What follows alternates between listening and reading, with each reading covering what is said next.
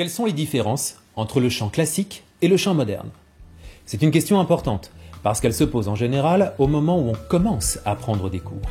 C'est-à-dire à un moment où on n'a pas encore toute l'expérience et le recul nécessaires pour choisir s'il est préférable de se diriger vers un enseignement classique ou bien actuel.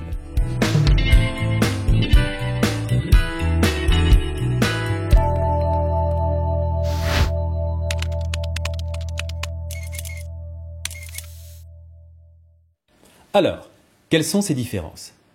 La première est une question de débit, variable dans le classique, constant dans le moderne. En effet, la musique classique s'appuie sur des mouvements mélodiques et insiste sur le legato, sur le suivi de la ligne vocale. Elle est par ailleurs dirigée par un chef, et le ressenti de direction du chef influe sur le phrasé musical. En musique moderne, on part sur un tempo fixe et on garde cette régularité du débit rythmique pendant tout le morceau. La conséquence de cette différence est avant tout respiratoire. On anticipe les prises d'air dans le chant classique pour suivre les mouvements, alors qu'on s'organise de manière plus spontanée, plus directe dans le chant moderne. Les appuis sur l'air et les sensations qui en découlent sont sensiblement différents en moderne ou en classique. La deuxième différence vient du mode de sonorisation, sans micro pour les classiques, avec micro pour les modernes. Alors là, la différence est nette.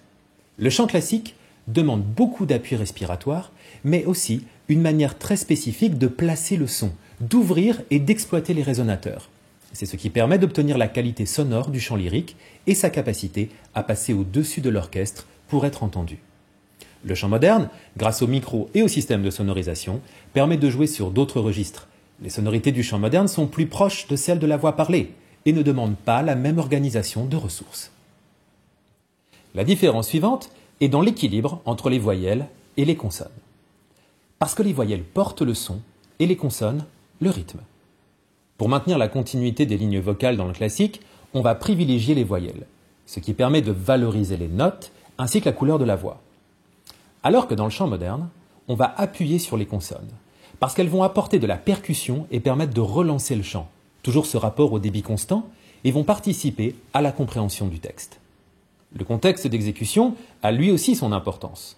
Le chant classique se pratique en général sur un répertoire défini, en exécutant une partition définie, destinée à une tessiture définie, non transposable. Dans le chant moderne, on rencontre plus couramment des auteurs, compositeurs, interprètes qui créent eux-mêmes leur répertoire et doivent définir leur propre modalité d'exécution. Et pour terminer, il y a la question de l'auditoire. En classique, le public est majoritairement un public averti. Il possède une culture spécifique et un certain nombre d'attentes. Je ne parle pas bien sûr d'un quelconque élitisme, mais il n'en reste pas moins qu'il s'agit d'un public éduqué. Le chant moderne, par sa nature plus populaire et sa diversité, est lui destiné à tous les publics. Pour le meilleur, en termes de résultats, et aussi pour le moins bon, l'exigence d'exécution vocale n'étant pas toujours la même que dans le chant classique. Mais malgré ces différences, et quelles que soient les appellations, tout cela reste du chant, avec une grande majorité de points communs.